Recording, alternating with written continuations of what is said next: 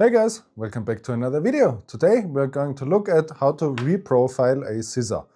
So in the past I've made a few videos on how to sharpen a scissor, where mostly said I really like to sharpen them from the bottom, like flatten the bottom on either a diamond sharpening stone in this case or a smaller one, which works quite well for sharpening. However, it does not work if a pair of scissors is very heavily damaged or misground.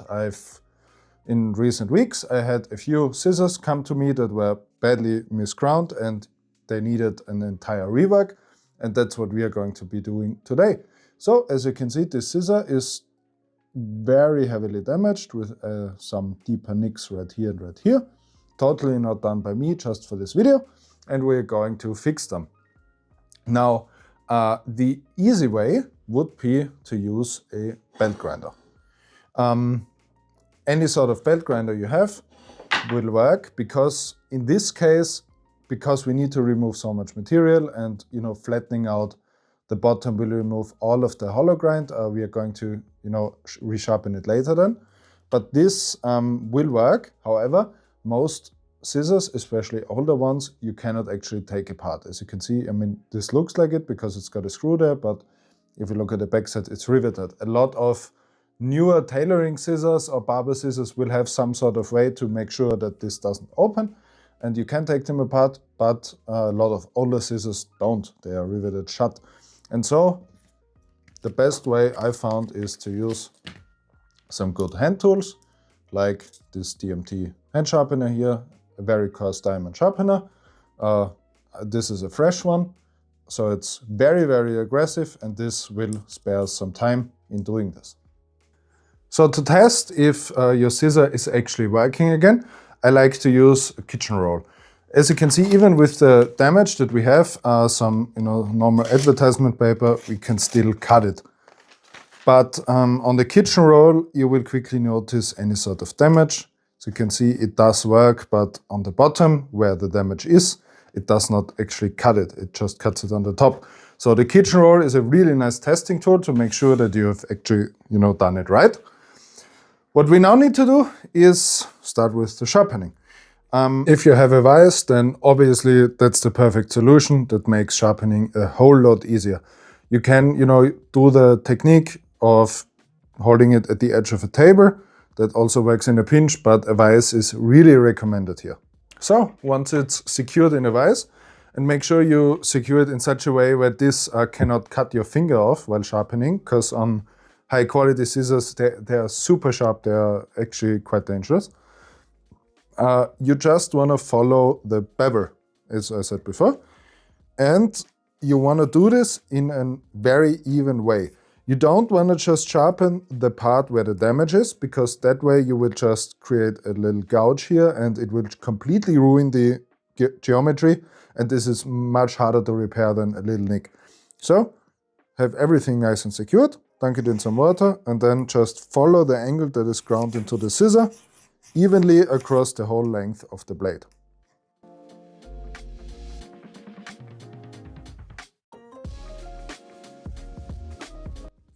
We are now looking actually quite good in terms of sharpening. If you look at the blade, you basically can't see the nick anymore. A tiny little bit, probably a little bit to go, but we can now feel a burr on the back. So if you have that, it is very important that, especially on higher quality scissors made from very hard steel and where they are a little bit tighter, that you don't close the scissor while the burr is present. It is going to stay open while it's clamped in the vise, but when you take it out, make sure it stays open. Take your sharpener and then just lay it flat on the back and remove the burr all the way across, because this can actually ruin the opposite side. And so you're stuck in a loop where you're basically just sharpening one side after the other, because you're just destroying the opposite edge. It's very important that you take off the burr. And then once you have done that, you can take a closer look at the blade and see how much progress you've made, and then test it out, look at if the nick is still present, and then determine if you need to go any further. Now I am done with sharpening both sides. Usually both sides are required, even if the damage is just on one side. unless you catch it early and you never close it. But if there's some damage in there and someone closes it even a single time, then the nicked part can damage the opposite side just in the same way. And so usually both sides are required to sharpen. But if we take our kitchen roll now, remember in the beginning, it wasn't cutting at all on the back. And if we take it now, it actually sticks quite well. It is really, really sharp here on the tip. We get a nice and clean cut from back to front, which means we have successfully repaired this pair of scissors. This is just how you do it. Works on every kind of scissor. Doesn't matter if it's a nail scissor or just a straight scissor or whatever, if it's a small delicate barber scissor. What can happen, these are not really hollow ground, yeah, because they are super cheap. I just used them, you know, for practicing and for testing. And that means it can be required that you need to sharpen the bottom a bit longer after you do both of the edges.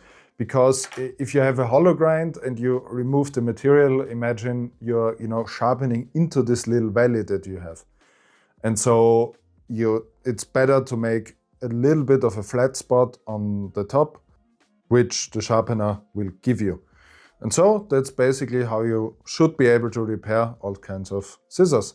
That was it for this video. I hope you liked it. I hope you learned something. If you did, then consider subscribing and giving the video a like. Then I will see you in the next one. Bye bye.